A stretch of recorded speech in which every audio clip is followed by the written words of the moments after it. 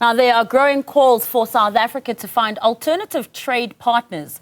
This comes after yet another tariff was imposed on the country's goods by the United States.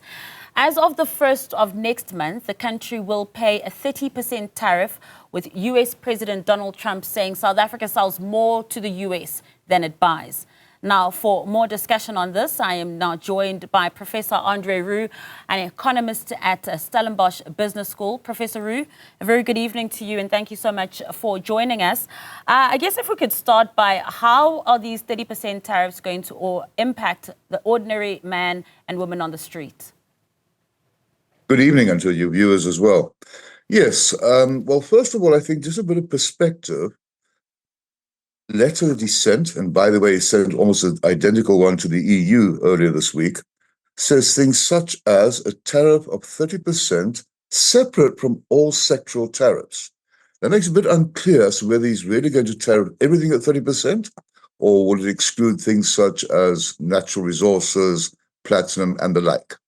But be that as it may, the biggest impact is bound to be on our agricultural sector, on our automotive sector, and possibly then some of our manufacturing sector.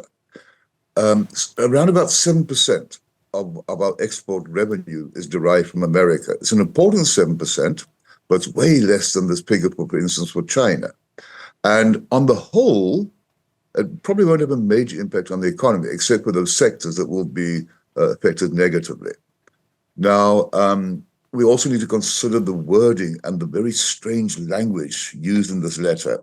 And I quote, "We want you to participate," says Mr. Trump, "in the extraordinary economy of the US, the number one market in the world by far."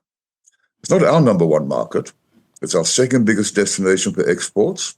And it's interesting that the value of our exports to places like Mozambique, Botswana, and Namibia, add that up, it's more than actually what we earn by. Further strange words he used is, the deficit between us, or between him and us, is a major threat to the US economy. Indeed, it's a threat to our national security. Now, by no stretch of the imagination can that be seen as a threat to the American economy. We're talking about a deficit from their perspective around about 30 billion rand, which is barely, what, $1.5 billion. That cannot be a threat to their economy, nor to their national security. Having said that, it is a big deal for South Africa. Obviously, 30 billion rand might not be much for America. For us, it is a big amount.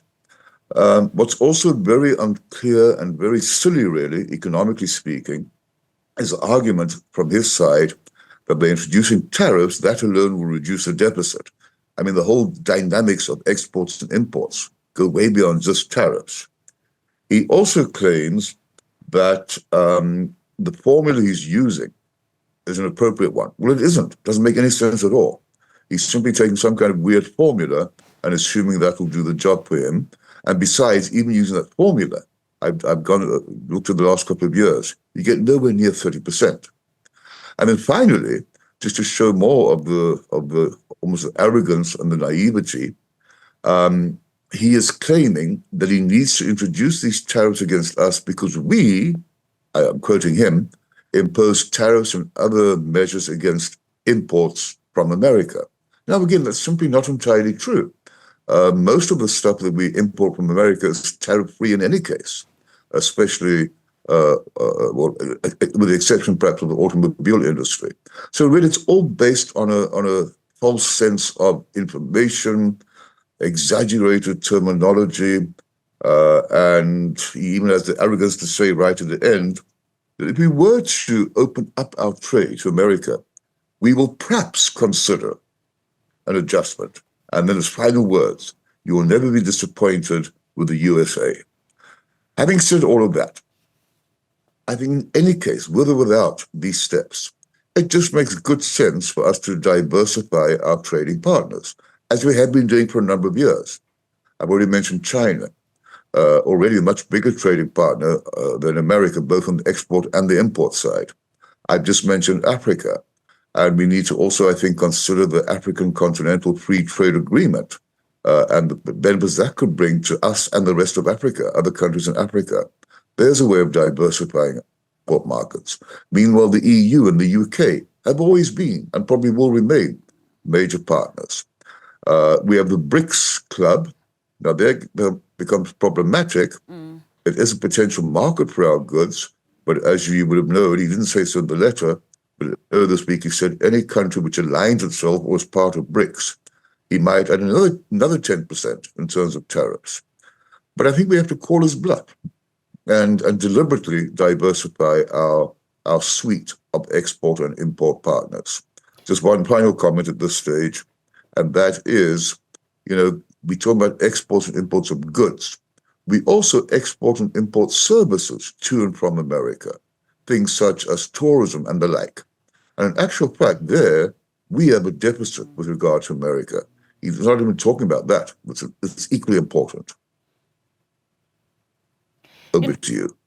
Prof, you mentioned BRICS as well, and also while we're talking about diversifying our trading partners too, we already have this home within BRICS where it's kind of easier access. You mentioned China, which is also one of our big trading partners, a member of BRICS too. But Trump has, as we know, been very anti-BRICS, going as far as threatening, additional 10% tariffs for those countries that affiliate with BRICS. BRICS hit back, calling these tariffs, inconsistent with the WTO rules. So what is this going to do for this growing tension between the BRICS countries and the US? So BRICS countries and a few others perhaps as well. But certainly, yes, BRICS is so is the EU hit back. So is Canada. I mean, they're all in the same boat in a certain sense, and they all find the whole story rather ludicrous and doesn't make much economic sense. So I think, yes, so if he wants to retaliate by adding another 10%, well, so be it. I mean, as it is, as I said already, China is by far a much bigger trade partner. So China is our biggest export destination, America number 2. On the import side, we import far more from China than we do from America. I think America is number 4 there. So there's no way that they are, in any case, our biggest trade partner if you take into account both exports and imports. So we're already diversifying. I've mentioned China. We can mention India, countries in Western Europe, countries in Africa. I mentioned Mozambique, Botswana, Namibia. So as I say, we need to have a far more, I would almost say, geographically widespread diversity, as do all countries. I mean, I don't think we should be fixated on the fact that without America, we're going to crumble up and die a slow death. It'll be inconvenient, certainly, and I take nothing away from the potential misery this could cause to some sectors in our economy. Agriculture comes to mind, I mentioned earlier. Our citrus industry will take a hard blow. But we need to, as I say, we just simply need to find alternative markets. And by the way, even with high tariffs, we seem to be assuming that America will stop buying our goods altogether. They probably won't. They probably will still carry on importing, perhaps a little bit less. The volume might be a bit lower, but it's not as if they're going to cut off our markets. They'll be cutting off their own nose to spite their face. They need some of our things desperately. Yeah, one can think of something like our wine as well, which they do import quite a bit of. But there have been protests in Brazil over the tariffs and talk of reciprocating.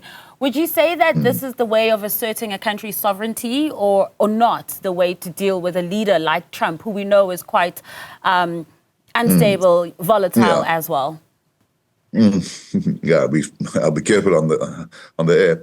But I don't think we should play this, what they call the tit-for-tat game. There are only losers. There are no winners in a tit-for-tat game. And given his own volatility, as he's already pointed out in that letter, if we were to raise our tariffs in retaliation, he will raise the 30% to a further higher number in accordance with the amount that we should raise ours. You see, the bottom line is that tariffs, protectionism, ultimately there are no real winners. Well, let me rephrase that. There might be some winners in terms of domestic producers, but the losses incurred by consumers in the importing country are much greater than the gains earned by the producers. Nowhere has this kind of system ever really had a beneficial impact. And it goes beyond that. If tariffs in America rise, then obviously it means that Americans pay more for imported goods. That means their own inflation rate might start moving upwards again. That means that interest rates in America might either not drop any further or might even go up a bit. And that will then disrupt the entire global financial system. We all know, unfortunately, you know the old saying, if America sneezes, many other countries catch a cold. Some even get pneumonia. That fact, I'm afraid it's still true. So really, it's what we call a zero-sum game. He might buy political brownie points among some of his own constituents, but in the long term, it's bound to have a more negative impact. And it just creates even more geopolitical uncertainty. The story of trade wars comes to mind again. And that alone is problematic. Add to that the obvious other ones, the Middle East crisis, the war in Ukraine. All of that is creating this air, this veil, global uncertainty. And no country in the long run can really prosper from that. So it really is, I must be careful again, it really is economically difficult to justify, which possibly means it's more about, let's call it political punches he's trying to square up with. He's probably trying to change countries' behavior in a different way. So Canada, he keeps referring to what imports of illegal drugs. We all saw the audience in the White House with our president and a few other delegates a few weeks ago. He's probably got other things in mind, not just pure economics. His economic thinking is simply not sound. It is, frankly, rather irrational. Prof. Roux, thank you so much for your insights and sharing your thoughts with us on this evening. Really appreciate it.